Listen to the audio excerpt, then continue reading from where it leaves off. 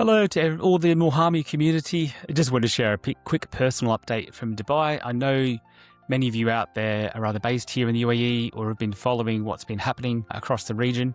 My family and I are safe. It's been an unusual few days, but things have been calm since yesterday morning, and we genuinely feel secure with the UAE's response.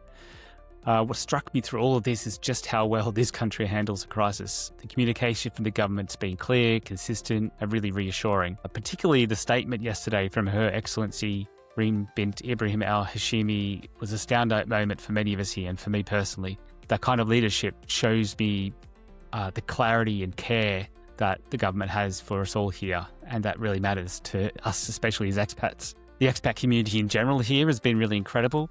People from every corner of the world are all looking out for each other, we're all working together, and that's the UAE I know and love. So for anyone out there who's navigating this from a personal or a professional perspective, if you're a resident here, a business owner, or somebody with clients or matters in the region, my message is simple. UAE is stable, institutions are strong, and life is getting back to normal. Dubai has been my family home since 2014. We're staying, we're proud to be part of this community. Just want to wish everybody the best of safety and confidence, and as always, we're here if you need us.